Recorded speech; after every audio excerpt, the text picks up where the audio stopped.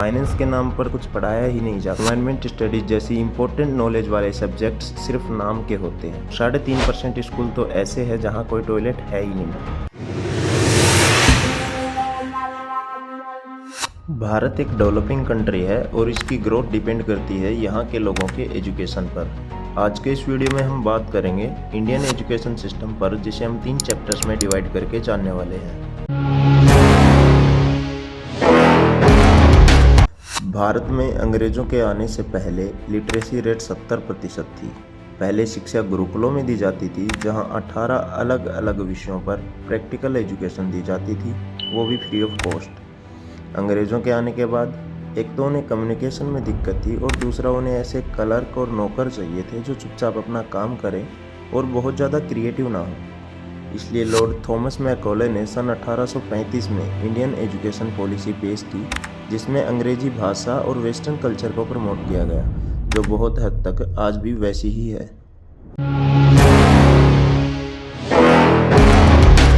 Current situation की बात करें तो इंडियन एजुकेशन सिस्टम में प्रॉब्लम्स का एक पहाड़ दिखता है।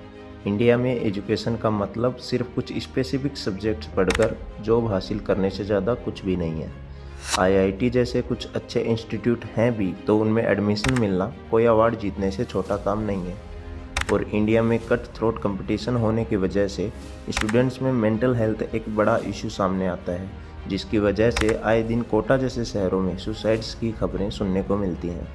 इंडिया में एजुकेशन लेने के बाद स्टूडेंट्स का हाल ये होता है कि आज 52% ग्रेजुएट और 80% इंजीनियरिंग स्टूडेंट्स एम्प्लॉयबल ही नहीं है इंडिया में। और जिन बड़ी बड़ी कंपनियों के इंडियन CEOs की हम बात करते हैं, वो भी इंडिया से बाहर पढ़ाई करके ही इस मुकाम तक पहुँचे हैं। MS धोनी हो या विराट कोहली, सब अपने दम पर हासिल करके स्पोर्ट्समैन बने हैं। मोरल एजुकेशन और इन्वायरमेंट स्टडीज जैसी इंपॉर्टेंट नॉलेज वाले सब्जेक्ट्स सिर्फ नाम के होते हैं। और फाइनेंस के नाम पर तो सीनियर सेकेंडरी तक कुछ पढ़ाया ही नहीं जाता है, जिसकी वजह से एक टैक्स जैसी इंपॉर्टेंट चीज़ बहुत से पढ़े लिखे लोगों के लिए भी समझ पाना बहुत मुश्किल काम होता है। इसके साथ साथ इंडिया में students teacher ratio primary schools में 20:1 और सीनियर सेकेंडरी और हायर स्कूल्स में 30:1 होना चाहिए, लेकिन देश के सरकारी स्कूलों में 10 लाख से ज़्यादा पद खाली पड़े हैं। और प्राइवेट स्कूल्स की तो कहानी ही अलग चल रही है। इंडिया में एजुकेशन फीस में हर साल 10% की बढ़ोतरी हो रही है, इसलिए हर साल और ज़्यादा मुश्किल होती जा रही है एक आम आदमी के लिए अपने बच्चों को पढ़ाना। इंफ्रास्ट्रक्चर की कमी एक मेजर प्रॉब्लम है इंडिया में।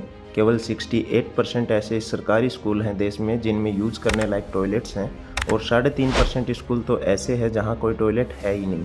केवल 74% स्कूल्स में पीने का पानी अवेलेबल है और केवल 65% स्कूल्स में खेल ग्राउंड है। इस प्रकार देश में बने बहुत से सरकारी स्कूल इंपॉर्टेंट चीज़ों की कमियों का सामना कर रहे हैं।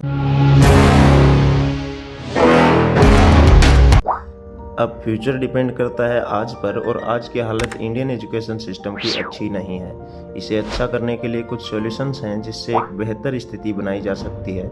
जैसे भारत केवल 3% एजुकेशन पर खर्च करता है अपनी GDP का, जबकि बाकी देशों का आप देख ही सकते हैं। चाइना 4%, ऑस्ट्रेलिया 5% और स्वीडन 6% से ज़्यादा खर्च करते हैं अपनी GDP का एजुकेशन के ऊपर। इसलिए इंडिया को अपना खर्च एजुकेशन पर बढ़ाना बहुत ज़्यादा ज़रूरी है, जिससे स्टूडेंट्स को बेहतर इंफ्रास्ट्रक्चर मिल सके और स्टूडेंट्स की स्किल्स डेवलपमेंट की जा सके। साथ ही हमारे आउटडेटेड करिकुलम को भी बदलाव की बहुत ज़्यादा ज़रूरत है, जिससे आज के इस टेक्नोलॉजी के वर्ल्ड में इंडियन स्टूडेंट्स अपनी जगह बना सकें। एजुकेशन को अफोर्डेबल बनाना भी बहुत ज़्यादा ज़रूरी है, जिससे 100% लिटरेसी रेट अचीव की जा सके। एजुकेशन बहुत ज़रूरी है किसी भी देश के लोगों के विकास के लिए, इसलिए इंडियन एजुकेशन सिस्टम में गुड रिफॉर्म्स भी आवश्यक हैं। Thanks for watching guys. अगर वीडियो पसंद आया है तो वीडियो को लाइक करें, चैनल को सब्सक्राइब करें और बेल आइकन को क्लिक करें आने वाले वीडियोज़ की नोटिफिकेशन पाने के लिए।